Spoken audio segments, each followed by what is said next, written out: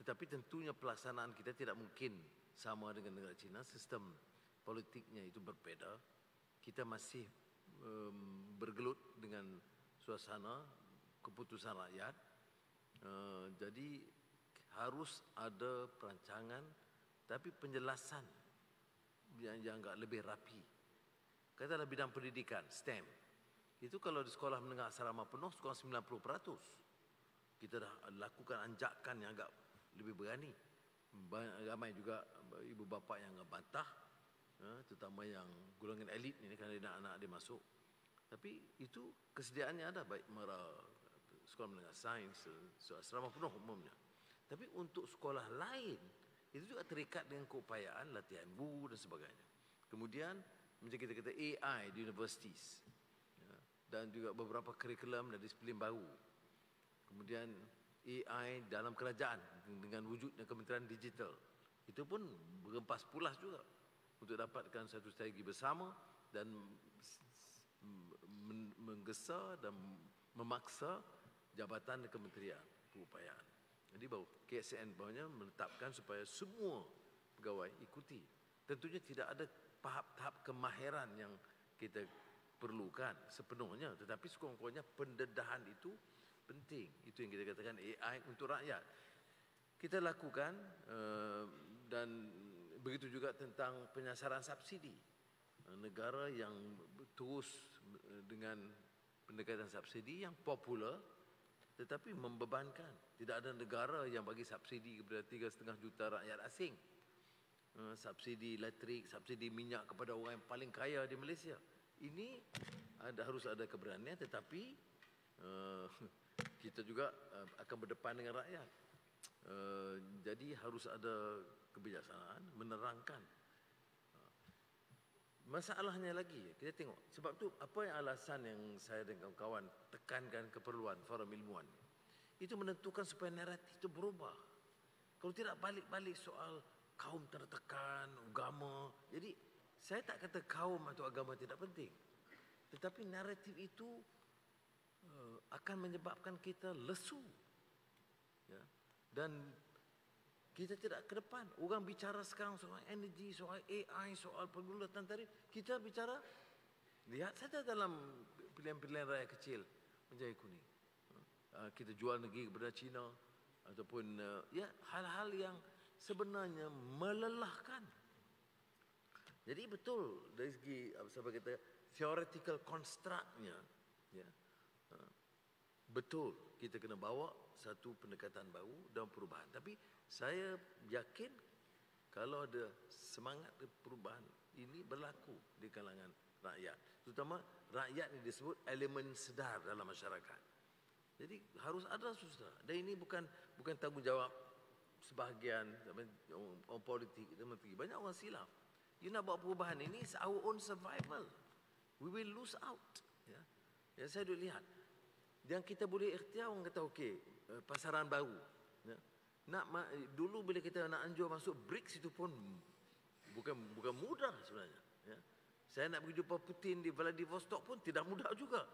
But we have to take certain firm decisions. Then now we open up, now we realize sebenarnya over dependency on established traditional markets is not healthy anymore. Ya. Jadi itu yang kita buka. Dan Alhamdulillah sedikit sebanyak kejayaan ada. Kemudian di ASEAN sebenarnya, kita tidak tekankan soal traditional notion of a peaceful ASEAN centrality. But we're also talking about intra-ASEAN trade, investment, comparative advantage. These issues now being addressed. Jadi ada baiknya bila ada gugatan asakan daripada luar, then we realize ASEAN merayu supaya FTA dengan EU ditandatangani. EU menyulitkan, tidak dan enggan sama sekali. Bila berlaku saja tarif ini, EU sekarang minta kita percepatkan proses itu. Jadi kita harus laju dalam keadaan macam ini. Jadi kita lihat umpamanya semalam ni 2 hari yang lalu Xi Jinping datang. Ya. Dan dia tidak mudah sebenarnya. Jadi kita pun ada risiko kebetulan datang dalam keadaan China itu menjadi tumpuan, dan ke Malaysia pula. Ya. Jadi ada beberapa kelonggaran yang diberikan, sangat baik dan sangat banyak, dan saya alhamdulillah sangat senang dengan sikap dia dan kesediaan dia untuk beri kerjasama. Apa dia cabarannya? Saya kata, we cannot proceed and expect excellent results if the pace of negotiations ataupun action is still the same bureaucratic pattern. You know, Joe know here, siapa Gobin ada, Zamri ada. Even the MOUs, you know, after all we dealing with China, banyak teliti, they may telan kita dan sebagainya. So tough. I had to really push the agenda forward to say no. Unless there are really strong, compelling reason why you should not, you don't give me a negative answer. So finally we got 32 of MOUs. Because the Chinese also, they are also aware of our concerns. For example, I talk about Madani, I talk about civilization, I talk about Islam, Confucianism. Can you imagine Xi Jinping would respond to say yes? Because in line and consistent with the civilization or dialogue that I proposed, now that Anwar wants Islam and Confucianism, we will support that. Jadi, then kita kena take up. Ini sebagai contoh lah, because maknanya kesediaan tu. Sebab tu saya ambil pendekatan yang sangat positif. Now I have to go again to Russia and some of these meetings, which is of course extremely exasperating, tiring, but then it's important.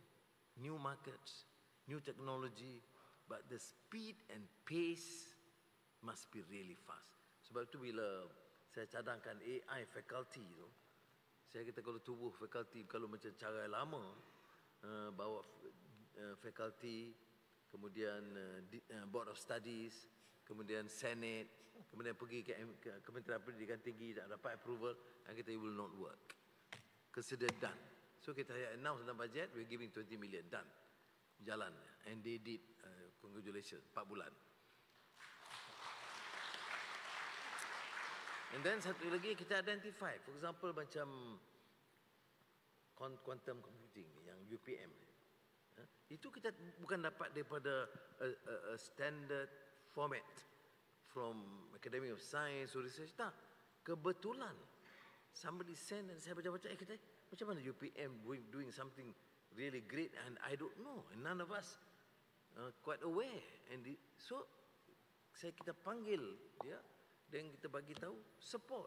Maknanya ada keupayaan capacity kita yang di dalam domestic, tetapi ataupun in centers or institutions or universities, tapi kita tidak ada maklumat.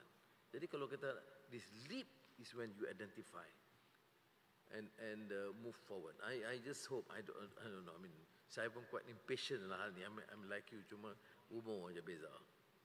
Okay, yes, next. Tapi yang pentingnya ialah keupayaan semua pihak, bukan saja dalam konteks hari ini kita bincang pasal khazanah GLIC saja ataupun agensi kerajaan atau kerajaan, tapi ke semua pihak yang kita sepakati apa dia. Kalau Malaysia nak jadi negara yang maju dalam kerangka madani ini, mesti ada lonjakan, mesti ada quantum leap. Dia tidak boleh dalam kadar perubahan biasa. Apa-apa pun perubahan bila dia cepat, dia akan mengundang masalah. Sama ada ketegangan politik atau sosial, tetapi kalau kita tanya diri kita, adakah tidak pilihan? Jawabnya tidak. Kalau tidak ada pilihan, then brace ourselves and membujur lalu, melintang, patah. Assalamualaikum warahmatullahi wabarakatuh. Terima kasih.